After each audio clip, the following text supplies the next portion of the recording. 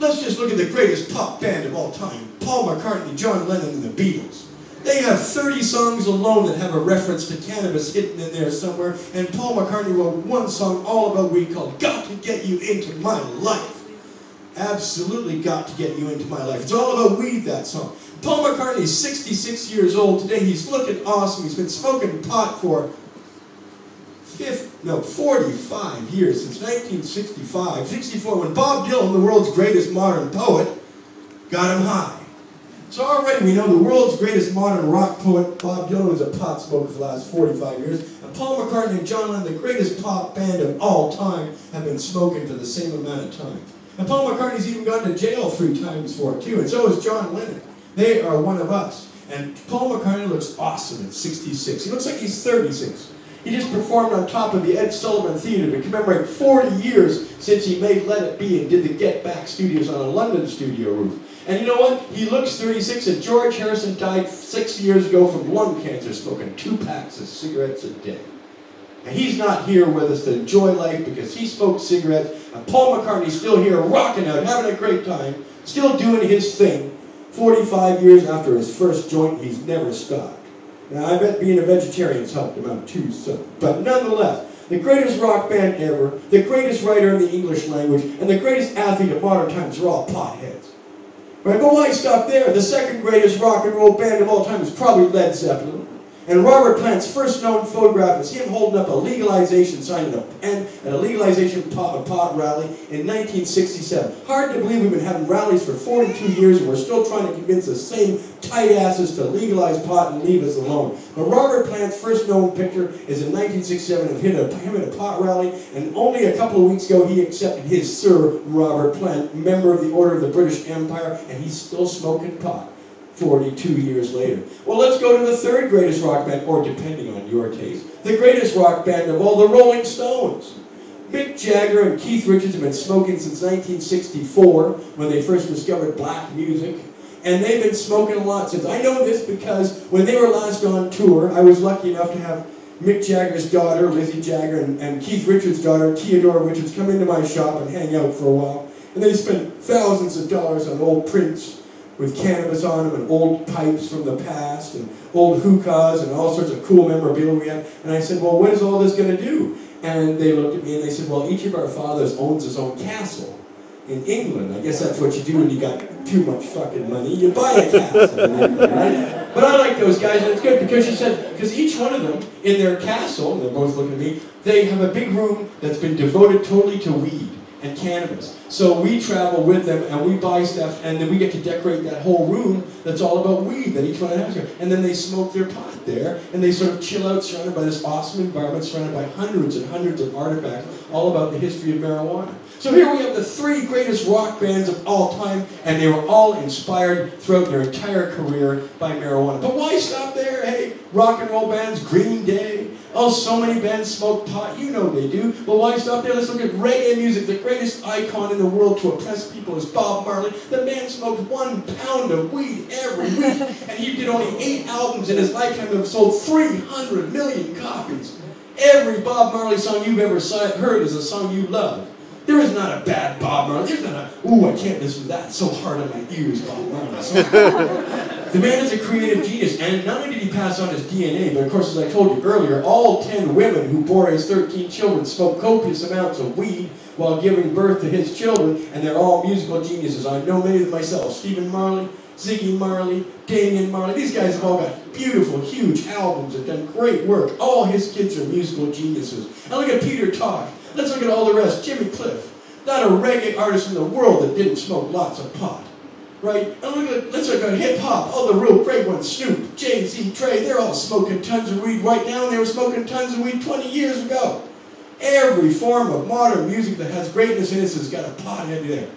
And same with the blues. And jazz music itself is the music of reverb. Jazz music is where the history of our culture started in North America.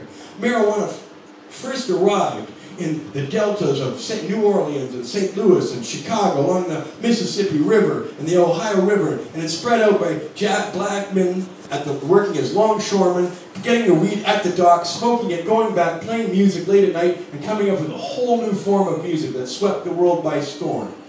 Swept the world by storm. The music of jazz is the music of marijuana, and every early jazz musician was a total pothead. Duke Ellington, Louis Armstrong, Billie Holiday, Cab Calloway, every last one of them. Any great jazz musician has definitely started his career with pot.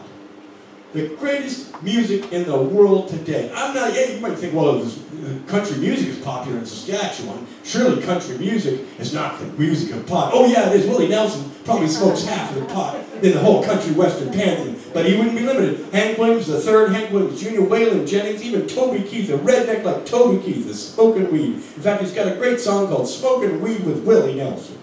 It's an awesome song, you should check it out. Most country musicians, heck, one of the last people to come to me, not Flats, and Dun and Flats. Is there any group called Dun and... Anyway, I should know better. They came to my place, and they were smoking pot. So there are lots of country musicians who are smoking pot to join along with the reggae, the rock and roll, the blues, and the jazz musicians. And I don't even know what's left. Normally you might think, well, there's Christian music and classical music. And the funny thing is, when I used to go to Ikea City, I was in charge of supplying the weed for all their parties, for all their famous people. That's why I know so many people who smoke pot.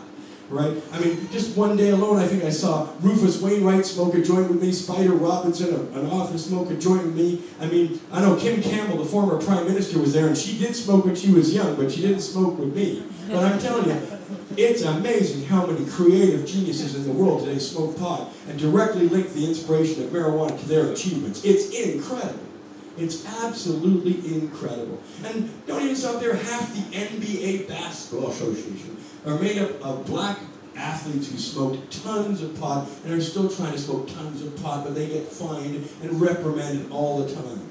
Right? My friend Rob Van Dam, World Wrestling Championship belt winner 6 times since 1990, told me himself that he's written about this. He smoked a big bomber every time he went into the ring. Just before he'd have to smoke a big bomber. He said, because then I could forget about all my injuries, my broken knees that have been healing, my twisted ankles, and he's got to jump 20 feet down and smash himself on somebody. Right? Sometimes that goes horribly wrong and he breaks bones and limbs, and he says, that marijuana, everything, allowed me to do 3 things. It displaced the pain, so I was no longer thinking about the pain. He said it would put me in a zone where I could visualize the fight, see where the fight was going to go, see where I was going to go, visualize victory. And he says that is what every single wrestler ever has done. He said he learned from all the greats, and every last one of them said, smoke this marijuana, it's going to make you a total professional in the ring, it's going to help you out. NBA basketball players are doing it. Ross Rebliati, I smoked with him. He's got a 1998 gold medal in Nagano. Says it was secondhand smoke. Whatever, Rob. But the thing is, you won the gold medal, right? You've been smoking your ass off at least right up to the time you were tested, okay? Right? So, these aren't just like Michael Phelps has got to use his lung in a precise manner that's a fraction of a second better than the second best swimmer in the world. All right? He can do that. He can find that precise extra bit of energy, because he knows what his lungs are capable of doing from all the THC they've been there. And same with Ross Rebliati. That man is flying down a slope and past 100 miles an hour with no brakes on waxed surfaces, for God's sake. And yet, he came in fastest, most precise, and he smokes pot. Rob Van Dam won 6 championships smoking marijuana.